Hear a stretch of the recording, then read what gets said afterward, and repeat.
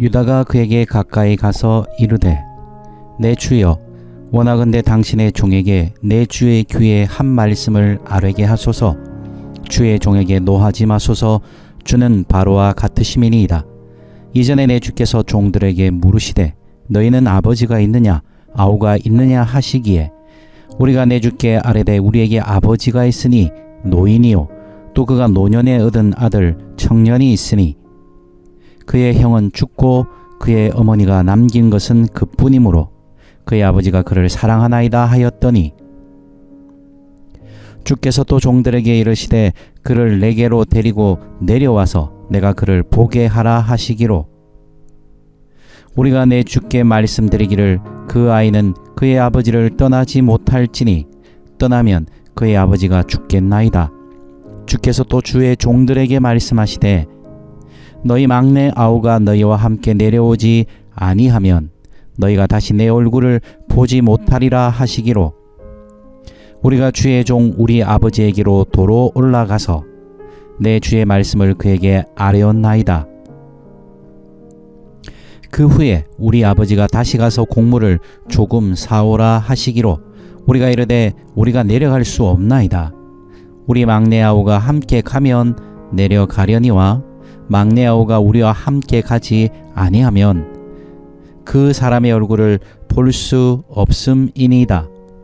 주의 종 우리 아버지가 우리에게 이르되 너희도 알거니와 내 아내가 내게 두 아들을 낳았으나 하나는 내게서 나갔으므로 내가 말하기를 틀림없이 찢겨 죽었다 하고 내가 지금까지 그를 보지 못하거늘 너희가 이 아이도 내게서 데려가려 하니 만일 재해가 그 몸에 미치면 나의 흰 머리를 슬퍼하며 스올로 내려가게 하리라 하니 아버지의 생명과 아이의 생명이 서로 하나로 묶여 있거늘 이제 내가 주의 종 우리 아버지에게 돌아갈 때에 아이가 우리와 함께 가지 아니하면 아버지가 아이의 없음을 보고 죽으리니 이같이 되면 종들이 주의 종 우리 아버지가 흰머리로 슬퍼하며 스울로 내려가게 함이니이다.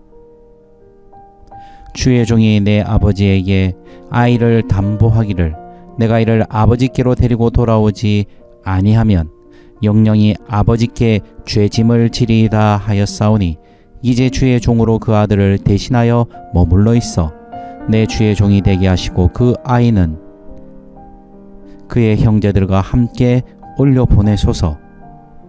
그 아이가 나와 함께 가지 아니하면 내가 어찌 내 아버지에게로 올라갈 수 있으리까? 두렵건대 재해가 내 아버지에게 미침을 보리이다. 아멘. 우리가 언제 철들래? 뭐 이런 얘기 자주 합니다. 그죠? 우리가 들었던 얘기이기도 하고 또 우리의 자녀들에게도 그렇게 자주 얘기합니다.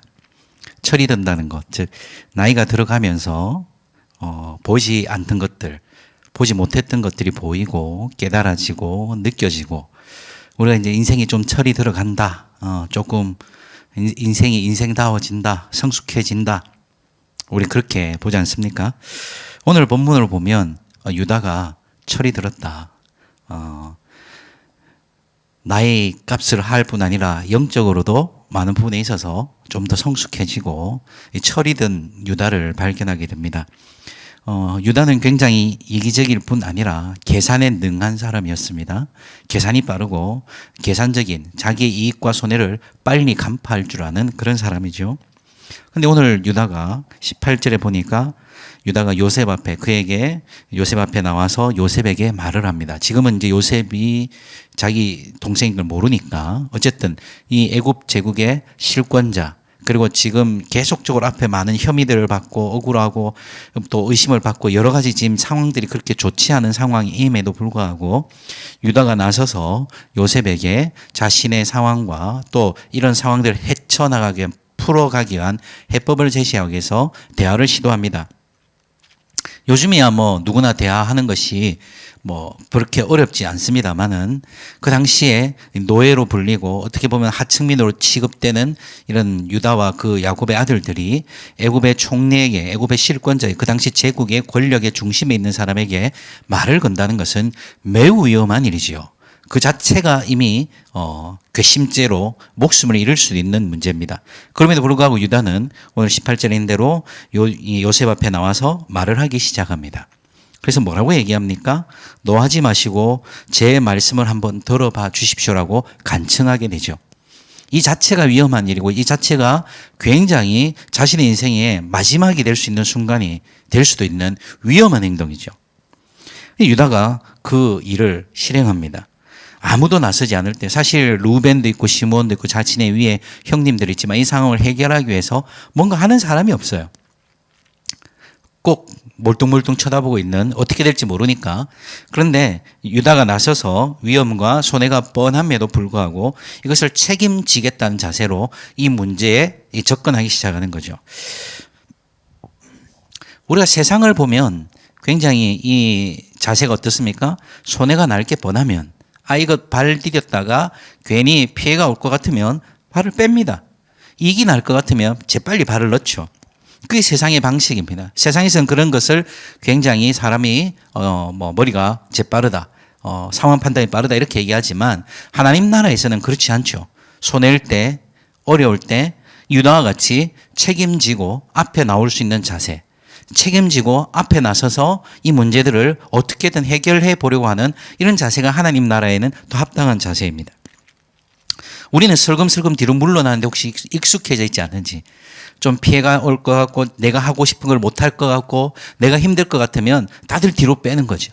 누가 해라면서, 추천한다면서, 강추 이라면서 자기가 하기 싫은 그것을 남에게 뒤집어 씌우는데 너무 익숙해져 버린 우리 사회, 우리 시대의 단면을 우리도 혹시 가지고 있지는 않을까. 그래서 이제 유다는 요셉에게 많은 설명을 합니다. 그래서 19절부터 24절까지는 베냐민을 데려오라는 요셉의 명령에 대한 여러 가지 이제 우리가 잘 이렇게 이해했고 이렇게 했다는 이 설명을 하게 됩니다. 그래서 내가 이렇게 당신이 우리에게 말했을 때 우리가 이렇게 했습니다. 그러고 나서 우리가 아버지에게 가서 얘기를 했어요라고 이제 막 얘기를 하는 거죠. 그래서 25절부터 31절까지는 그 요셉의 명령을 잘 들어서 아버지에게 이렇게 얘기를 했는데 아버지가 우리에게 또 이런 반응들을 보였습니다라고 요셉에게 찬찬히 이 상황 설명을 해 갑니다.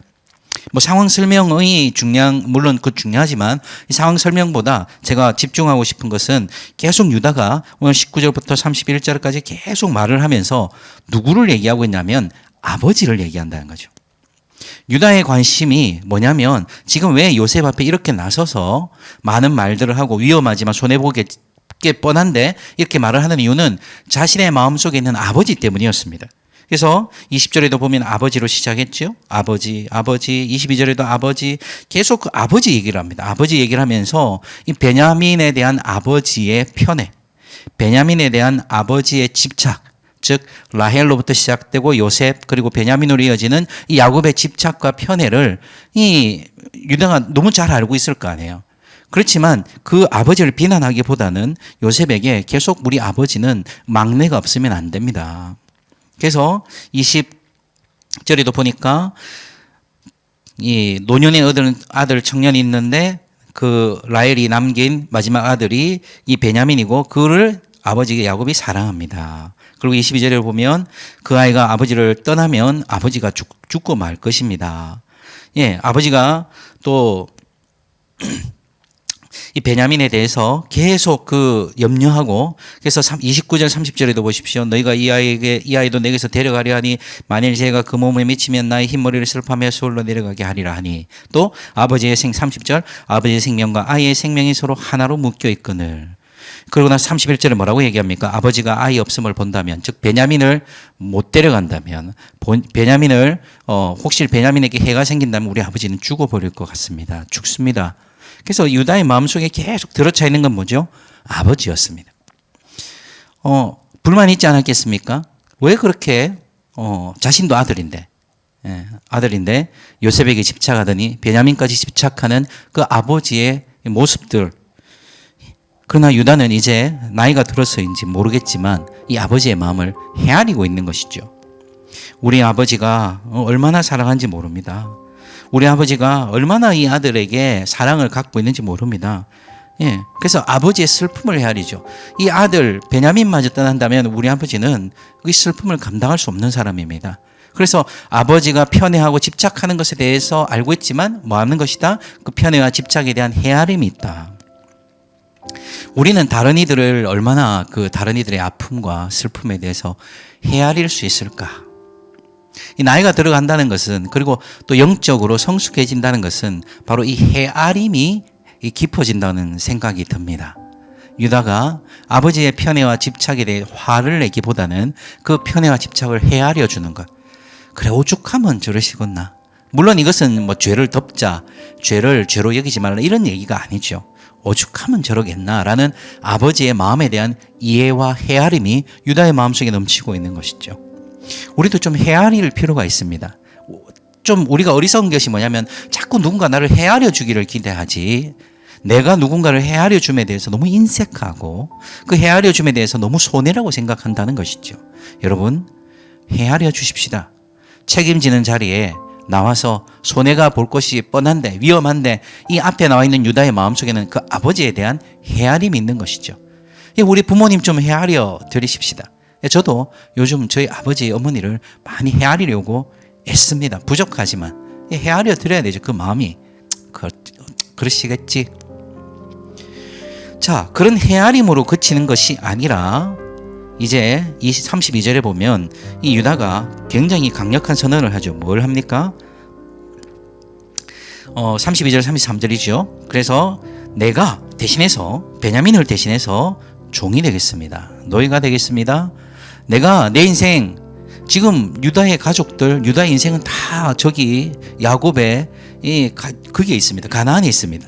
그런데 유다는 여기서 자신의 인생을 끝낼 각오로, 끝낼 수 있다는 그 위험이 인지됨에도 불구하고 그 각오를 다지고 베냐민을 대신해서 자신이 종이 되겠다는 것이죠. 혹시 이것이 잘못되면 자기는 여기서 죽을 수도 있고 평생 노예로 살아가야 함에도 불구하고 자신이 담보가 되고 자신이 종이 되겠다는 베냐민을 살리기 위한, 즉 아버지의 마음을 헤아릴 뿐 아니라 베냐민을 살리는, 자신을 죽이고 베냐민을 살리고자 하는 이 이타적인 헌신을 보여주는 것이죠.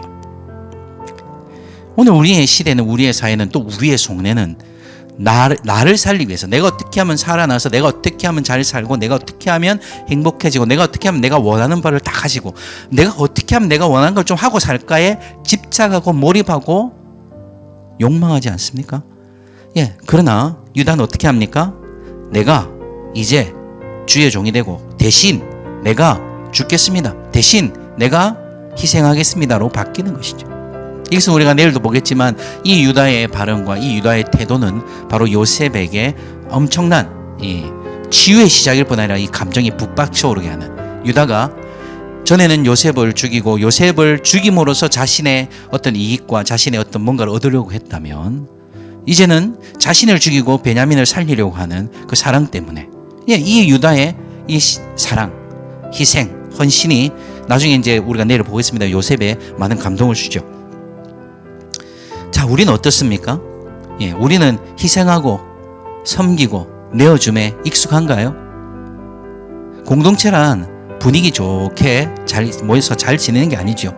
서로 깨어짐입니다. 서로 희생하고 섬기는 것이죠. 왜 나를 위해서 깨워주지 않나? 왜 나를 위해서 희생해주지 않나의 문제가 아니라 내가 어떻게 희생해줄까? 내가 어떻게 섬겨줄까? 그것이 서로 엮이는 것이 바로 공동체 아니겠습니까? 바로 이 야곱의 아들들은 이제 이 공동체로 변모하고 있는 것이죠. 나이가 들어갈 수도 있겠지만 이들이 이제 철이 들고 성숙해진다는 것 아니겠습니까? 우리는 어떻습니까? 우리는 서로 책임지려고 하나요? 우린 서로 헤아려지고 있을까요?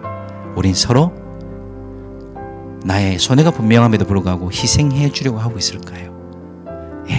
이 유다의 자세가, 유다의 모습이 오늘 우리의 자세, 우리의 모습으로 우리의 삶에서 재진술되기를 원합니다. 함께 기도하겠습니다. 하나님, 각자 도생의 사회, 자기의 유익과 이익을 위해 열심히 사는 것이 생존의 전략인 사회, 누구도 앞에 나서서 책임지거나 누구도 서로 헤아려 주거나 누구나 서로를 위해서 희생하는 것을 힘들어하는 이 사회 속에서 우리는 과연 어떻게 살아가고 있는지, 야곱의 아들들이 성숙하지 못했을 때 서로 살육하고 질시하고 경쟁하며 아버지 서로를 죽이기 바빴다면 아버지 이제 이들은 서로 책임지려 하고 특별히 유다의 모습처럼 희생하고 섬기려는 자세로 바뀌었습니다. 주님, 우리는 과연 우리 공동체 내에서 나는 과연 어떤 자세로 서 있는지, 이 유다의 모습에서 예수님을 발견합니다. 우리를 대신해서 죽으신 예수님, 우리의 마음을 헤아려 주신 예수님, 우리 대신 책임져 주신 예수님, 그 예수님의 마음을 깨닫고, 주님, 우리의 삶에서 예수의 마음이 재진술되는, 재경험되는, 나를 통하여 이 예수의 마음이 세상에 흘러가는 축복을 허락하여 주옵소서. 감사하며 우리 주 예수 그리스도의 이름으로 기도합나이다. 아멘.